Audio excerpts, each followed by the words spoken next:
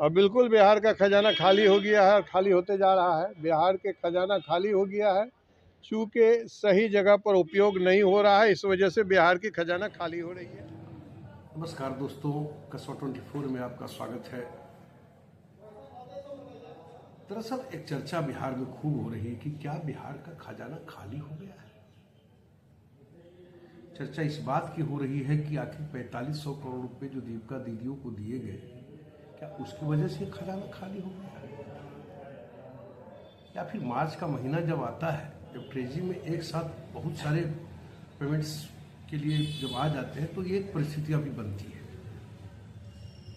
और बिहार में खूब चर्चा हो रही है, इवन कि बिहार विधानसभा में विपक्ष की ओर से जब ये सवाल उठाए गए कि क्या वास्तव में बिहार का खजाना खाली हो गया है, तो कई तरह के जवाब, कई तरह के प्रश्न, कई तरह की चीजें सामने आई। सबसे पहले देखिए, हम आपको यहाँ दिखाते कि वित्त मंत्री ने आखिर क्या कहा। कहते हैं खजाना खाली है, ये लोग चर्चा करते हैं। सरकार ने निर्णय लिया है होली के पहले फरवरी का तनख्वाह इसी महीने में सबको दे दिया जाएगा। सदन से अनुरोध। वित्त मंत्री कह रहे हैं कि सदन में क्या बोले वो, पहले उसको सुनिए कि होली के पहले सबको वेतन दे दिया जाएगा। लेकिन कई विभागों में अब भी वेतन नहीं आया और न आने की उम्मीद लग रही है। क्योंकि आप देखिए, एक लेटर जो कि वित्त विभाग के विशेष सचिव मुकेश कुमार लाल, 27 तारीख के डेट में उनका एक पत्र जारी हुआ है। उस पत्र को जरा आप गौर से देखिए।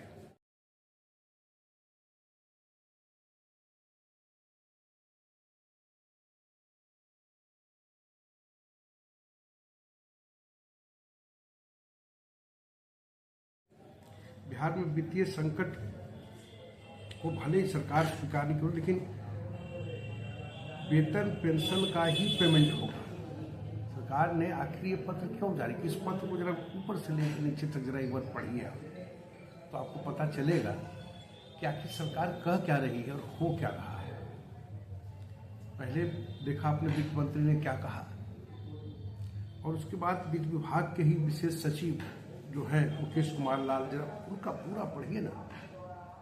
उनका साफ तौर पे कहना है कि अभी वेतन पेंशन का ही पेमेंट होगा, इसके अलावा कोई पेमेंट नहीं। एक ठेकेदार मित्र थे, उन्होंने भी कहा कि 1 करोड़ से ऊपर तक का कोई पेमेंट नहीं होगा। इसका पत्र जारी किया, हालांकि वो पत्र मुझे नहीं मिल पाया।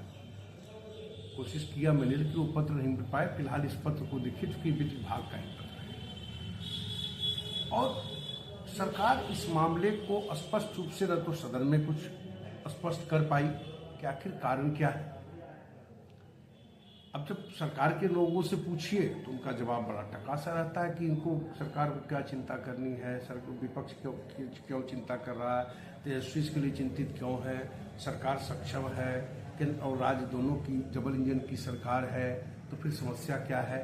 सुनिए कुछ जो सत्ता दल के विधायक हैं वो क्या कह रहे हैं, जरा वो भी सुनिए, उनका भी सुनिए। कल तेजस्वी यादव ने बड़ा आरोप लगाया, कहा है कि सरकार का खजाना जो है खाली हो गया है।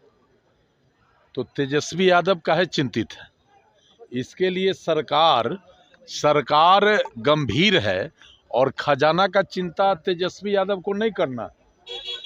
इस खजाना का चिंता करने के लिए हमारे माननीय वित्त मंत्री जी हैं, माननीय मुख्यमंत्री जी हैं, माननीय उप मुख्यमंत्री जी हैं, और बिहार का खजाना न कभी खाली रहा है और न कभी खाली रहेगा। कल सम्राट चौधरी ने जो है रेटिंग दी है कि सबका चिट्ठा हमारे पास है।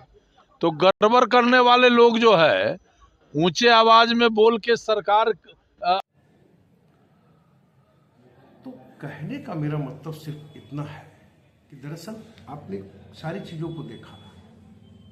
देखिए, अब देखिए, एक बात चर्चा हो रही है कि जीविका दीदियों को लेकर के 10-10 यानी 4500 करोड़ रुपए का जो पेमेंट हुआ, उससे सरकार के वित्तीय हालात गड़बड़ हो गए। दूसरी सबसे चर्चा हो रही है कि शराबबंदी के चलते जो रेवेन्यू 25-30 हजार करोड़ रुपए का लॉस हो रहा है, उसका भी कारण है कि सरकार वित्तीय संकट से उबर नहीं पा रही है। लेकिन है सवाल है कि जब अपनी आपको छाती बना के रखना है कि नहीं, मतलब मैं गांधीवादी विचारधाराओं पर ही चलूँगा, विचारधारा पे चलूँगा, तो सवाल उठता है कि उसके लिए तो खामियाजा भुगतना ही पड़ेगा। सारे बिहार के तो सारे टैक्सेस दूसरे राज्यों में चले जा रहे हैं। शराब जहाँ से आए, शराब तो आ ही रहा है बिहार में, अब इसको कोई माने न माने। तो ये वित्तीय हालात वास्तव में एक तरह से कहें कि अब देखिए, जब इस पर अशोक चौधरी से पूछा जाता है क्या जवाब देते हैं। उन्होंने कहा कि माई बहन योजना तो विपक्ष के लोग भी लाए थे, हमारी योजना आ गई तो क्या इसमें गड़बड़ हो गया। अब सुनिए, जो राशि दी जाती है उस पर रोक लगा विपक्ष सवाल होता है। नहीं, वो तो देखिए, मार्च के समय में ये सब जो मार्च लूट की बात कही जाती थी कि लगातार मार्च के समय में अंधाधुंध पेमेंट होता था, तो उसको कटेल करने के लिए कोई नई बात, पहली बार व्यवस्था नहीं है, व्यवस्था हमेशा रहती है।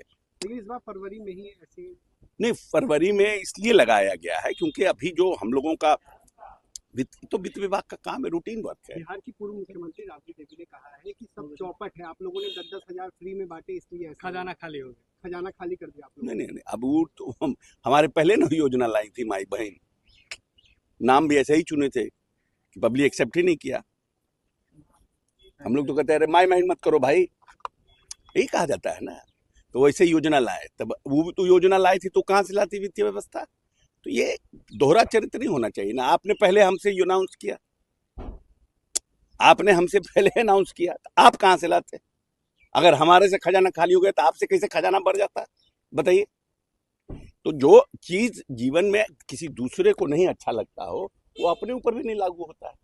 आपको लग रहा है कि हम किए तो बड़ा अच्छा, वो कर दिए तो खराब हो गया। ऐसी बात नहीं है।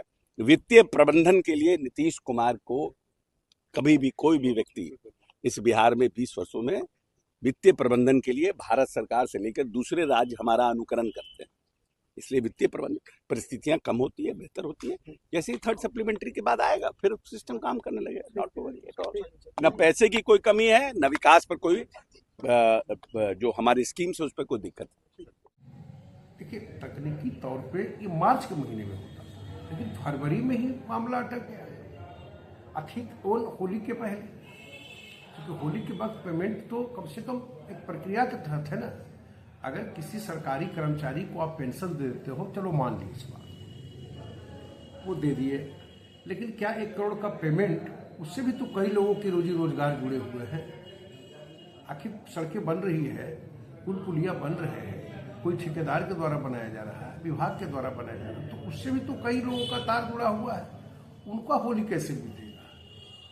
तो सरकार दरअसल सदन के अंदर कुछ कहती है, लेटर कुछ जारी करती है, तर्क कुछ और देती है, लेकिन ये सच्चाई है कि कहीं ना कहीं बिहार के वित्तीय हालात वास्तव में बेहतर नहीं है। लगातार जिस तरह से हर विभाग में आप देखिए बहाली पर बहाली होते जा रही है। तो TI 4 का भी शिक्षकों की बहाली का ऐलान हुआ।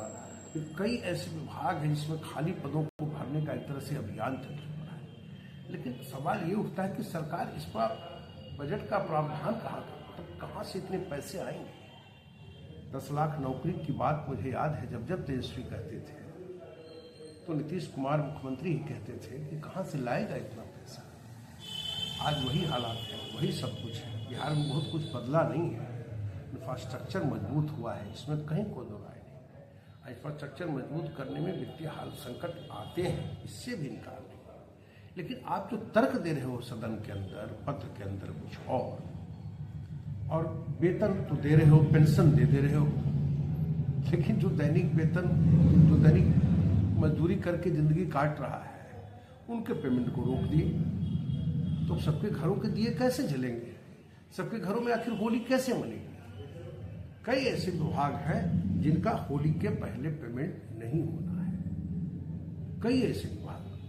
तो मेरा कहने का सीधा सा मतलब यही है कि सरकार ये बात क्यों छुपा रही है, ये बात स्पष्ट क्यों नहीं करती कि आखिर क्या कारण है जिसके कारण वित्तीय हालात इस तरह के होंगे। मार्च में हमने सोचा था, मार्च लूट की बात हम सुनते थे, तो ये तो फरवरी के ही महीने में सरकार जोड़ गई। और होली के पहले कई ऐसे पेमेंट्स पर रोक लगे हुए हैं, जो खास करके जो कंस्ट्रक्शन में जुड़े हुए हैं, जो कई तरह के क्षेत्र में है। सरकार रोज काम पर काम किए जा रही है। आज के लिए बस इतना ही। मेरा सिर्फ ये कहना था कि सरकार कहती कुछ है, होता कुछ है, पत्र पर कुछ करती है, और वित्तीय हालात वास्तव में बिहार के किस तरह के हैं ये सरकार के लोग भले खुलकर न बताएं, लेकिन ये सच्चाई है और लोग सब जान भी रहे हैं कि बिहार के वित्तीय हालात खस्ता है, और सरकार आने वाले दिनों में इस वित्तीय हालात से कैसे निपटेगी, क्योंकि जिस तरह से लगातार नौकरियों में मतलब लगातार हर विभाग में जिस तरह से नौकरी आ रही है, मैं ये नहीं कहता कि ये गलत है, क्योंकि बैकलॉग भरना है, लेकिन आखिर इससे हम निपटेंगे कैसे, इसके लिए भी तो सरकार के पास कोई योजना होना चाहिए। मिलेंगे किसी और खबर के साथ, तब तक के लिए आज्ञा दीजिए। 10/24 के लिए पटना से सुदेव कुमार।